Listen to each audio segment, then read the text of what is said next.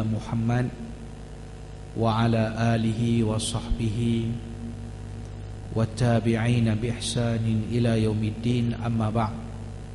Rabbi syrah li sadri wa yassir li amri wahlul 'uqdatam min lisani yafqahu qawli. Rabbi yassir wa la tu'assir, Rabbi tammim bil khair, wa la hawla wa la quwwata illa billahil 'aliyil 'azim. Tuan-tuan yang saya hormati, yang saya kasihi, alhamdulillah, marilah kita terus melahirkan rasa syukur kita kepada Allah. Antaranya ialah Allah masih memberi ruang kepada kita untuk berada di 10 terakhir dalam bulan Ramadan. Ini bukan yang nikmat yang calang-calang, bukan yang kita kata yang nikmat yang kecil, tapi sebenarnya ini di antara nikmat yang cukup besar yang Allah Subhanahu wa taala berikan kepada kita. Tuan-tuan yang saya hormati, saya kasih sekalian, marilah kita pada tengah hari ini untuk kita melihat pengajaran yang boleh kita ambil daripada ayat yang kelima daripada surah Al-Qasas, di mana Allah Subhanahu wa taala berfirman, a'udzu billahi minasy syaithanir rajim, bismillahirrahmanirrahim, wa nuridu an namunna 'alal ladzina istud'ifu fil ard wa naj'alahum a'immah wa naj'alahumul warithin.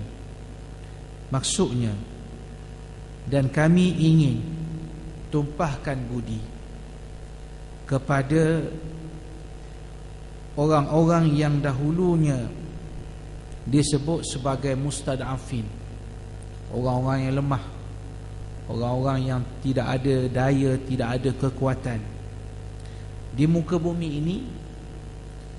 Apakah bentuk Allah nak tumpahkan budi, nak beri kebaikan? Wa naj'alahum a'immah, kami akan jadikan mereka ini sebagai pemimpin-pemimpin. Wa naj'alahumul warithin, dan kami akan jadikan mereka orang-orang yang mewarisi bumi ini. Dalam kitab tafsir menyebut, banyak tafsir menyebut, ayat ini Allah Ta'ala cerita tentang Nabi Musa. Allah Ta'ala cerita tentang Nabi Musa dan pengikut-pengikutnya. Masa tu Allah Ta'ala belum beri kemenangan, Allah belum beri kemenangan kepada Musa, belum beri kemenangan kepada Bani Israel ketika itu.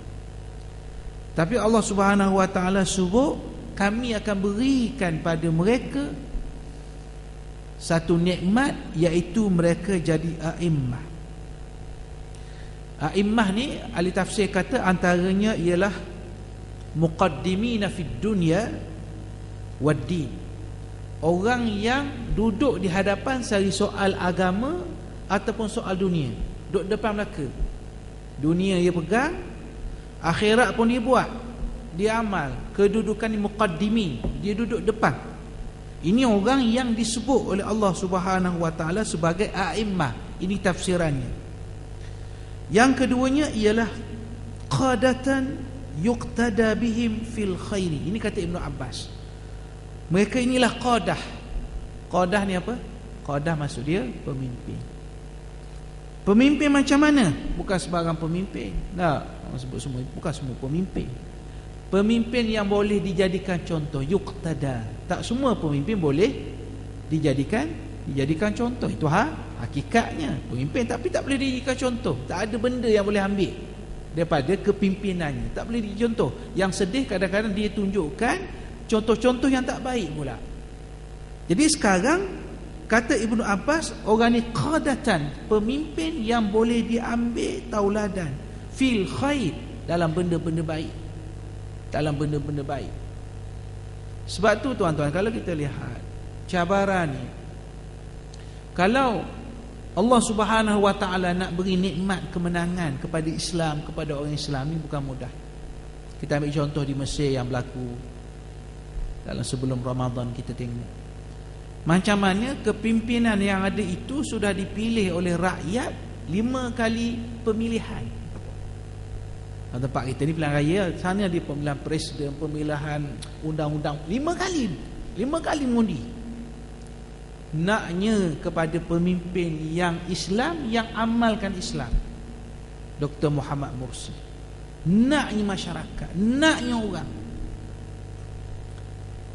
Tapi bila dah diangkat jadi pemimpin dalam tempoh setahun, tiba-tiba digulingkan dengan cara begitu. Jadi sudah tentulah orang yang nak pilih contoh yang baik ni mesti mempertahankan pemimpin yang sah, yang dipilih oleh rakyat, yang punya ciri-ciri yang baik, ciri-ciri soleh, hafiz lagi, hafal Quran lagi. Tapi kadang-kadang setengah media kita ni tak faham, tak faham ke buat tak faham, letak label diktator. Yang sedih tuan-tuan, yang sedih, media barat sendiri tak letakkan diktator. Media barat, media Yahudi tak cerita lah, yang barat, yang agak yang terbuka, dia tak letak. Tapi setengah kita orang Melayu Islam, kita letakkan gelaran yang tak betul. Jadi pemimpin ni kita nak jadikan contoh. Sebab itu al-a'immah ila qadah, pemimpin. Dan ada juga ulama seperti Mujahid menyebut, dia kata a'immah ni du'atun ilal khair, orang yang menyeru ke arah kebaikan, seru ke arah kebaikan. Ini yang kita kata sebagai nikmat yang Allah Subhanahu wa taala akan berikan kepada orang-orang yang beriman kepada Allah Subhanahu wa taala. Cuma saya nak sebut dalam tempoh 30-40 minit yang ada ni, apakah ciri-ciri ataupun perkara-perkara yang boleh kita kata generasi yang kita nak lahirkan. Saya sebut generasi ni bukan mesti orang muda je, tak. Generasi kita ni, orang yang ada ni, generasi yang ada sekarang ni, ataupun generasi yang lebih muda daripada kita. Sebab setiap generasi ni dia ada peranan dia. Dan bila kita sebut peranan, untuk capai tahap nak jadi jilil mangsyud, bahasa orang sebut jilil mangsyud, generasi yang diidam-idamkan. Antara buku yang ditulis oleh Profesor Dr. Yusuf Qaradawi dalam bukunya Jilin Nasril Mangsyud, generasi yang dicita-citakan. Ini istilahnya, maknanya masyarakat macam mana. Kita nak lahir orang masyarakat yang baik ni macam mana? Nak lahirkan pemimpin yang bagus, yang baik ni macam mana? Apa ciri-cirinya? Ciri ni mesti ada pada pemimpin dan juga ada pada rakyat. Ada pada rakyat. Sebab saya tengok, saya ambil contoh Mesir ni sebab ini isu yang dekat dengan kita. Saya tengok, saya bulan 1 lepas saya pergi ke Mesir. Saya pergi ziarah lebih kurang seminggu. Ni lepas saya belajar ni kali yang ketiga saya pergi. Saya duk tanya orang awam, orang apa ni. Saya kata macam mana kepimpinan yang dia nak? Saja tanya tak, dia cakap-cakap. Dia kata kepimpinan yang baik apa semua sekali, yang boleh beri kebebasan pada rakyat, hidup kita senang dan sebagainya. Dan saya fikir semua orang berkeinginan begitu. Berkeinginan begitu. Dia saya sebut 2-3 perkara ni, insya-Allah kita yang dengar, saya sendiri pun kita boleh ada sifat-sifat ni. Apa dia antara sifat? Antara sifatnya ialah kita kena berhenti dulu tak ya? Boleh terus macam tu ya? Azan dulu. Okey.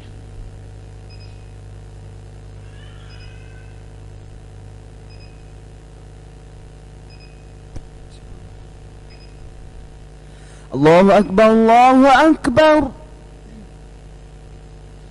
Allahu Akbar, Allahu Akbar.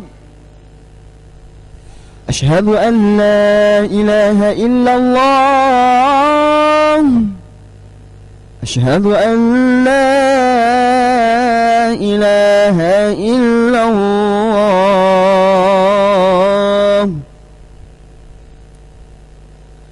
Ashhadu anna Muhammadar Rasulullah, Ashhadu anna Muhammadar Rasulullah.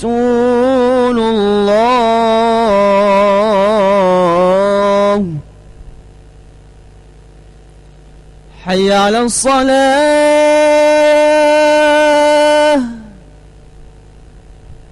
حي على الصلاة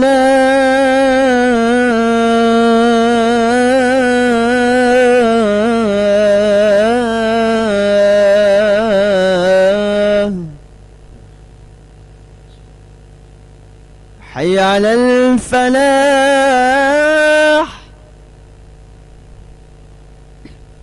حي على الفلاح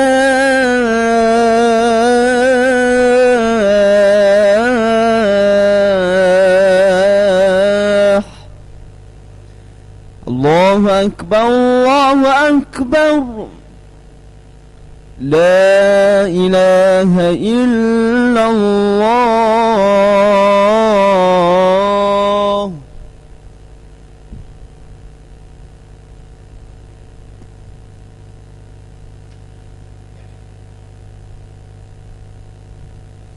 Baik. Antara ciri yang banyak ialah masyarakat ataupun generasi itu mesti menguasai ilmu, mesti ada ilmu. Secara jujur kita ni tuan-tuan banyak lagi yang perlu kita baiki. Ilmu ni kita kurang. Saya sebut ilmu, saya selalu teringat antara yang saya baca kisah seorang ahli tasawuf yang bernama Hatim bin Asam. Nama dia Hatim bin Asam. Guru dia nama Syakib Al-Balkhi. Hatim bin Asam, guru dia nama Syakib bin Al-Balkhi. Satu hari Syakib panggil dia. Guru dia panggil Hatim. Dia kata, Hatim, berapa lama dah kamu belajar dengan aku? Berapa tahun dah belajar dengan aku? Kata Hatim, Tok Guru, saya belajar dengan Tok Guru selama 33 tahun. Dan belajar lagi. Kita belajar 3 hari dah akan nak tau. Berapa? 3 hari aku belajar. Yang nampak. Ini 33 tahun. Lepas tu Tok Guru dia kata, dah mau belajar dengan aku 33 tahun, mau boleh benda? Tok Guru dia kata, selama 33 tahun ni saya boleh 8 perkara. 33 tahun 8 perkara. Ya Tok Guru. Nipu tak boleh, cakap bohong tak boleh Tok Guru. Kata Tok Guru dia, inna lillahi wa inna ilaihi raji'un. Berita musibah ni. Tak? 33 tahun 8 perkara. Baik, saya nak sebut satu perkara je. Yang 7 tu kita sambung tahun depan. Tahun depan, Ramadan tahun depan. Lambat pula. InsyaAllah panjang umur. Dia kata satu je. Dia kata, saya tengok orang, setiap orang ni dia ada mahbub, ada orang yang dia kasih. Tak, macam kita ada orang kita kasih tak? Biasa siapa orang kita kasih? Anak, tak? Cucu, tok puang, tak? Bini kita, kawan. Dan kata Hatim, kalau berlaku kematian kepada orang kita kasih, kita akan hantar dia sampai ke kubur. Betul tak? Tak ada rasa tok lelaki opang dia mati, atau kubur ni opang ni, tak sini dulu dapat rumah kita. Tak ada rasa. Semua akan hantar ke kubur. Tapi kata Hatim, bila hantar ke kubur, tak ada seorang duduk dalam kubur sekali masuk. Tak ada. Malaikat juru tukang gali tu pun keluar balik. Semua dah masuk dalam kubur, semua balik rumah masing-masing. Dan aku kata Hatim, aku tak mahu gitu. Aku tak mahu itu. Aku nak biarlah bila aku masuk kubur, ada yang masuk sama-sama dengan aku. Apa dia? Yang masuk dengan aku ialah al-hasanat. Yang masuk dengan aku ialah kebaikan-kebaikan yang aku lakukan di dunia dulu. Hasanat apa? Banyak hasanat, banyak kebaikan yang boleh kita buat dalam hidup ni. Puasa, Masya Allah, hasanat. Nah, semayang hasanat. Menegakkan keadilan hasanat. Pastikan amal ma'ruf nahi munkar ada dalam negara kita ni hasanat. Ya, pisah pula ni hasanat, hak ni tak bercara tak boleh. Hasanat, benda-benda baik ni, itulah bekalan kita yang akan bantu kita, yang akan masuk dalam kubur bersama dengan kita. Jadi hasanat. Jadi maknanya Hatim dengan ilmu, dengan belajar 33 tahun, dia faham. Maksud saya nak sebut, dia faham benda tu. Bukanlah faham benda tu dah. Dia faham betul-betul. Ilmu pun begitulah.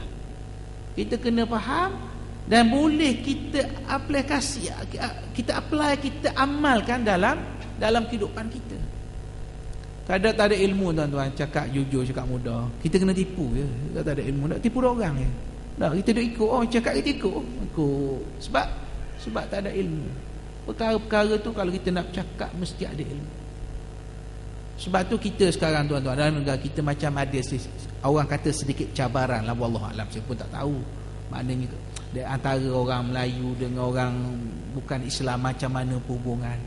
Sedangkan kalau kita ada ilmu benda tu jelas, betul tak? Jelas. Apa antara jelasnya? Jelas kita mesti pegang dengan akidah kita dan kita menghormati kepercayaan orang lain. La ikrah fiddin, tiada paksaan dalam agama. Akidah kena jaga. Tak ada pula dalam ajaran Islam suruh kita hina orang.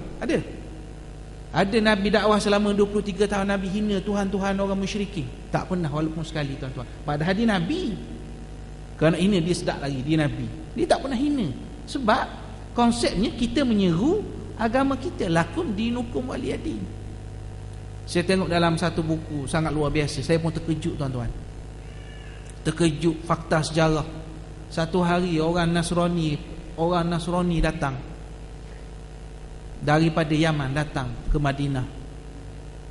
Lalu Rasulullah SAW turun sendiri, dia layan, dan ditempatkan di satu sudut dekat masjid Madinah. Dan dibenarkan orang tersebut buat amalan. Nak sembahyang caramu, yang ganggu tepi masjid tuan-tuan. Kalau tempat kita buat begitu, benda pelura ni pelik sangat ni. Sebab yang Nabi nak tunjuk ialah macam mana Islam ni, cara buat Islam ni, kefahaman Islam. Dan tak ada seorang pun sahabat terpengaruh, betul tak? Maknanya yang Nabi nak sebut di situ, kalau ada ilmu tak ada masalah. Kita ni masalahnya kurang kefahaman. Orang timbulkan kemau, kita pun marah sambil ikut orang, banyak ikut orang. Tapi inilah hakikatnya, kita kena perkukuhkan ilmu kita. Baik. Yang kedua ialah generasi yang kita nak lahirkan. Kalau kita nak masyarakat kita hebat, kita ni mesti generasi yang sentiasa mohon taubat, beristighfar kepada Allah. Dan bila saya sebut begitu tuan-tuan, bukan maknanya jangan bayangkan orang ni buat dosa, bukan begitu. Walaupun dia tak buat apa-apa, tapi kita tetap melakukan kesilapan dosa. Contoh tuan-tuan, lepas kita sembahyang zuhur nanti, imam lepas beri salam, Assalamualaikum warahmatullahi, Assalamualaikum warahmatullahi. Imam di antara perkara yang awal dia buat ialah dia istighfar dulu. Astaghfirullahalazim, Astaghfirullahalazim, Astaghfirullahalazim. Tuan-tuan, nak tanya tuan-tuan dah buat benda ni berpuluh-puluh tahun dah. Sebab apa? Lepas semayang baru sudah semayang, air semayang dah kering lagi. Assalamualaikum, istighfar dulu. Kenapa tak subhanallah dulu ke? Dah kan kita baru semayang, Assalamualaikum warahmatullahi wabarakatuh, baru sudah semayang, tenang lagi, tapi dah terus Astaghfirullahalazim. Kenapa tuan-tuan?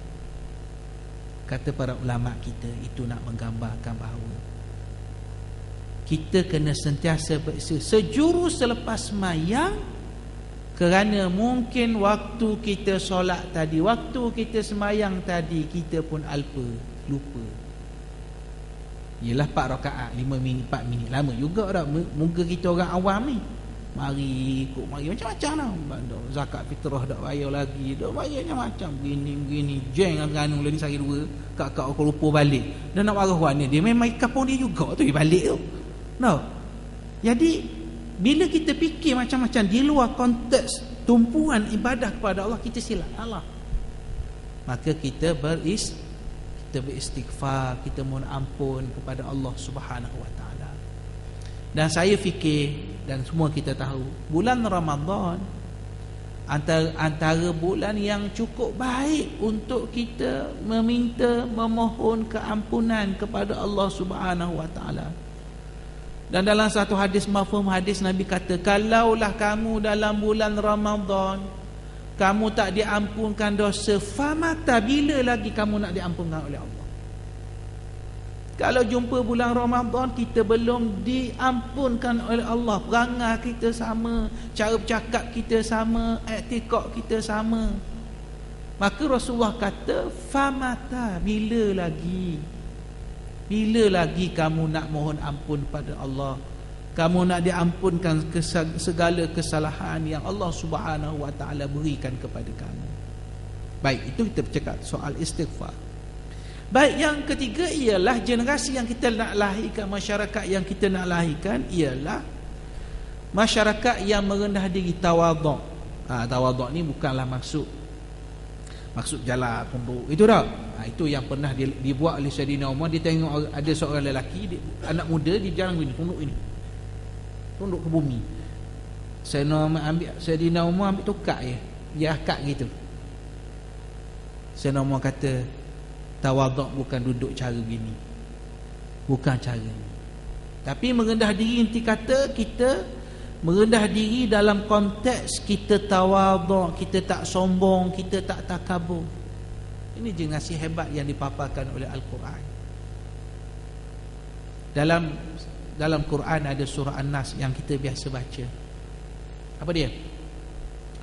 Kita baca, idza jaa nasrullahi wal fath wa ra'aitan nasa yadkhuluna fi dinillahi afwaja fasabbih bihamdi rabbika wastaghfir innahu kana tawwaba. Semua kita tahu.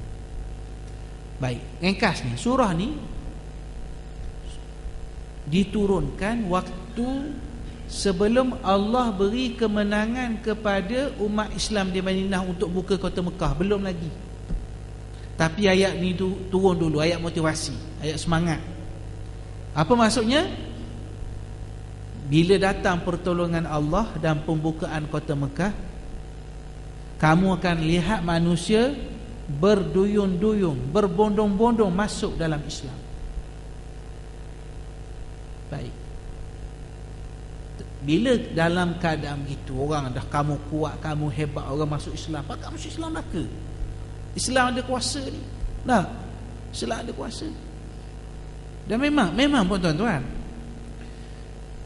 ada seorang penulis, Al-Syekh Ahmad Al-Maraghi, Al-Syekh Ahmad Mustafa Al-Maraghi, dalam tafsir dia, Tafsir Maraghi, dia sebut, dia kata keadilan ni ditegak dengan dua perkara. Nak tegakkan keadilan dengan dua perkara. Pertama dengan Al-Quran. Tak payah cakap lah, kalau tak berguna Quran untuk tegakkan keadilan, pelawak belaka. Mesti dengan Al-Quran. Satu. Yang kedua, mesti melalui undang-undang. Dua. Dan menarik dia sebut, dan biasanya orang ni kadang-kadang dengan Quran dia heran sangat. Betul tak? Dia heran, duk ceramah begini yang tak baik, buat juga. Tapi melalui undang-undang mungkin boleh ditegakkan keadilan. Quran dengan undang-undang, dua-dua tu perlu. Undang-undang saja pun tak boleh, main duk takak orang saja pun tak boleh juga kalau tidak ada kefahaman kepada Al-Quran. Baik. Jadi bila Allah Ta'ala beri kemenangan tu, orang masuk Islam ramai, apa yang patut kamu buat? Kamu fasabbih, kamu kena tasbih kepada Allah, dan kamu kena istighfar kepada Allah, sebab Allah Maha Pengampun. Maksudnya tuan-tuan ialah Allah nak beri gambaran, kalau dah menang pun jangan sombong, jangan belagak. Lepas Allah Ta'ala beri kemenangan, apa yang patut kamu buat? Kamu kena banyakkan tasbih kepada Allah, besarkan Allah, agungkan Allah, sucikan Allah daripada segala sifat kelemahan. Wastaghfir, kamu kena mohon pertolongan, kamu kena mohon istighfar, kamu kena mohon Allah ampunkan dosa kamu. Takut bila dah menang tu rasa, ini strategi kami lah ni, bijak kami ni, kami punya tinteng ni. Jadi Allah dah sebut terus, Allah Ta'ala kata wastaghfir, kamu kena mohon istighfar, kamu kena minta keampunan kepada Allah Subhanahu wa Ta'ala. Jadi kita kena jadi orang yang tawaduk, jangan rasa hebat kerana senang kita, kerana kaya kita, kerana pangkat kita. Dia tuan-tuan miskin kaya ni, dia bukan kerana mulia hina seseorang. Kita tak boleh kata, oh dia hina sebab tu dia mulia. Tak juga. Ataupun kita kata dia kaya, dia mulia. Tak juga. Kaya miskin, dia kan bukan soal kemuliaan. Kalau dia miskin, dia jadi orang bersabar, dia taat pada Allah, dia mulia. Kalau dia kaya, dia taat pada Allah, dia infak harta ke dia ke jalan Allah, dia tetap mulia. Maknanya kaya, kategori, pangkat apa semua sekali ni, bukan itu nilaian di sisi Allah Subhanahu wa taala. Baik, jadi tawaduk, sehinggakan Aisyah radhiyallahu anha, isteri Rasulullah sallallahu alaihi wasallam, sebut dalam satu hadis, dalam satu kata-katanya, afdalul mu'minin, seafdal akhlak orang mukmin itu ialah at-tawadhu. Afdalu ibadatil mu'minin at-tawadhu. Seafdal ibadat orang mukmin ialah tawadhu. Aisyah letakkan tawadhu itu sebagai ibadah. Biasa orang sebut ibadah, biasanya orang sebut tawadhu itu akhlak, betul tak? Tapi sekarang Aisyah radhiyallahu anha nak tunjuk pada kita tu pentingnya akhlak ni, tawadhu ni, sehingga kan disebut afdalu ibadatil mu'minin at-tawadhu. Seafdal ibadah orang mukmin itu ialah tawadhu, rendah diri kepada Allah Subhanahu wa taala. Baik, itu ciri yang kita sebut sebagai tawadhu. Yang seterusnya ialah generasi yang dijanjikan kemenangan oleh Allah Subhanahu wa taala ni ialah orang yang sanggup menginfakkan sebahagian hartanya untuk jalan Allah, untuk fakir miskin, untuk perjuangan Islam, untuk menegakkan agama.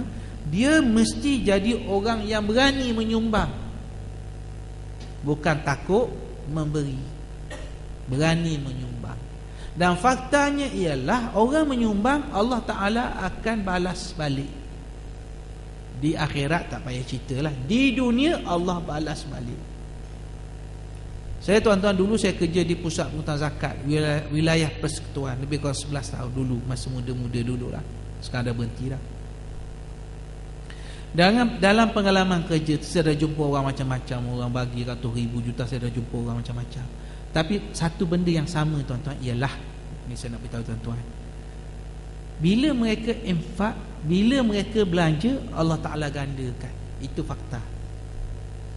Saya tak jumpa orang kerana dia berzakat, dia bersedekah, dia belanja makan, beri orang apa ni, fakir miskin, orang nak yatim makan, dia miskin apa kerana tu tak pernah berlaku. Tempat kita pun sama tau. Tak ada orang mana, duduk mana Haji, duduk mana? Saya duduk Bukit Payung. Oh, Haji apa nama? Haji Ramang. Oh, Haji Ramang tu miskin dah ni ya. Bapa miskin dah, dia selalu sedekah.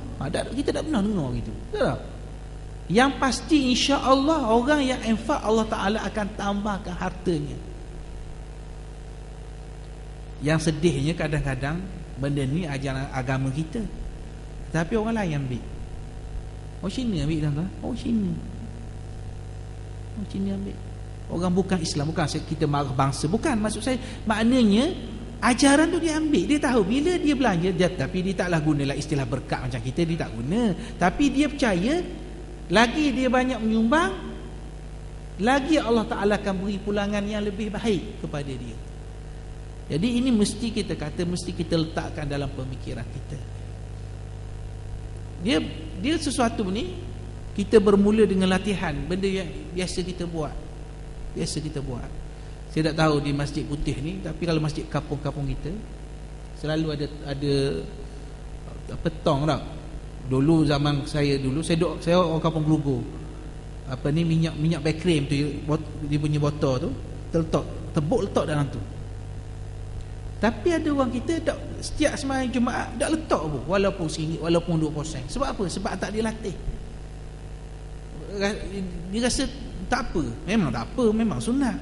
Tapi kalau kita tak buat, macam mana kita nak upgrade diri kita? Dia mesti kena latih. Dia semua perkara, semua latih tuan-tuan. Sebab tu bulan Ramadan ni bulan latihan, tapi lama sikit lah, 30 hari latih. Mayang, qiyamulai, baca Quran, beri makan pada orang, sedekah. Latih. Tubi ni 30 hari ni. Mudah-mudahan keluar daripada bulan Ramadan nanti, alhamdulillah. Betul tak? Ibaratnya kita belum ni, ibaratnya macam orang dok mandi lah. Sebelum ni macam dok mandi. Sekarang bulan Ramadan kita dok mandi, basuh, sikap, apa comel lah kita tau. Jadi kita keluar nanti satu Syawal comel bersih ni. Tapi kalau lepas tu dok mandi balik, kotor balik. Ibarat gitulah. Jadi benda-benda macam infak, belanja di jalan Allah ni sesuatu yang mesti kita latih. Baik, dan yang terakhir dengan masa yang ada ni ialah generasi yang cemerlang, generasi yang disebut sebagai generasi idaman, ialah orang yang perlu punya kesabaran yang tinggi. Kesabaran tinggi. Ambil contoh mudah. Sikit lagi, masih 2 minit ni. Contoh mudah. Allah Ta'ala dia cipta langit dan bumi ni berapa hari tuan-tuan? Ni tuan-tuan kena jawab. Saya nak dengar suara tuan-tuan tengah hari ni. Berapa hari? Dengar suara. 6 hari. Fi sittati ayam. 6 hari atau setengah ulama tafsir 6 masa, tak kisahlah. Yang penting 6 masa ataupun 6 hari. Soalannya, boleh tak Tuhan nak buat cipta langit bumi 1 saat? Boleh tak? Kun fayakun, boleh tak? Boleh.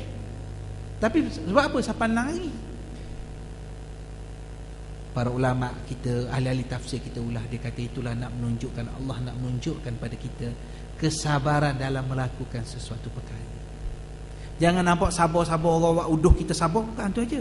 Sabar dalam membuat sesuatu biar ada kualiti, sehingga Allah tunjukkan contoh dia buat langit bumi selama 6 hari. Betul tak? Sabar. Kerja pun begitu juga tuan-tuan. Ada tak kerja kajang sini tak? Kerja kat swasta ke? Kita nak naik pangkat, sabar nak. Lepas tu kerja baru 5 hari nak jadi general manager kat mana? Memang tak boleh. Sabar. Ustaz dia. Tak. Tapi hak tak sabar ni tikang kawan hak tu salah tu. Kenapa? Lambat pesen dengan ini lambat. Tikang sedap sikit. Habis rosak. Jeng habis. Jadi kesabaran tu sifat orang mukmin. Macam juga Allah Ta'ala nak beri kemenangan, perlu sabar. Kalau tak sabar, ramai kecewa dah. Kecewa tak nak tambah. Biar dah orang kena kau tak mau. Dah, bukan begitu. Perlu kesabaran. Jadi hidup ni digambarkan oleh Rasulullah sallallahu alaihi wasallam dengan as-sabru dhiyaun. Sabar itu adalah cahaya. Hidup kita kalau tak ada sabar, habis cahaya. Allah uji macam-macam manusia, tak ada detik dalam hidup kita ni senang lenang. Itu barangkali istilah yang boleh kita gunakan. Kalau anak pun kita masa kecil susah jaga kecil, betul tak? Umur sehari cara sehari, umur sebulan cara sebulan, umur setahun cara setahun, umur darjah 1 cara darjah 1, tingkatan 1 cara tingkatan 1. Lepas tu masuk ni cara tahun 1 pula. Ada masalah tu akan ada je. Itu ujian hidup. Bila kita nak rehat tuan-tuan? Ada waktu kita rehat. Ini yang ulama sebutlah, saya pinjam kata-kata mereka. Bila kaki kanan kita melangkah masuk dalam syurga. Ya, hadap dia. Kalau belum tu macam-macam cabaran. Betul tak? Akan ada cabaran macam-macam, hak keluarga, hak kawan, hak masyarakat, hak negara. Ada je. Jadi ringkas yang saya nak sebut di sini ialah dalam pertemuan singkat kita pada tengah hari ini ialah generasi ataupun masyarakat yang nak dilahirkan dalam negara kita, dalam negara umat Islam, ialah mesti ada ciri-ciri yang tertentu. Yang kalau dalam istilah dia sebut kuntum khaira ummah, kamu adalah sebaik-baik ummah. Dia ada ciri-cirinya. Contohnya orang tu menyuruh kepada kebaikan, mencegah kepada kemungkaran, beriman pada Allah. Tapi yang nak sebutnya ialah mesti ada ciri-ciri yang tertentu untuk melayakkan akhirnya kita diberi kemenangan oleh Allah Subhanahu wa taala. Jadi sekadar itu dulu yang dapat saya sampaikan. Mudah-mudahan Allah Taala panjangkan umur kita sehingga kita dapat melalui bulan Ramadan, dan insya-Allah kita meraihkan kemenangan kita berpuasa dalam bulan Ramadan pada tahun ini. Jadi sekadar itu aku qouli hadza wa astaghfirullahal azim wa li wa lakum. Wassalamu alaikum warahmatullahi wabarakatuh.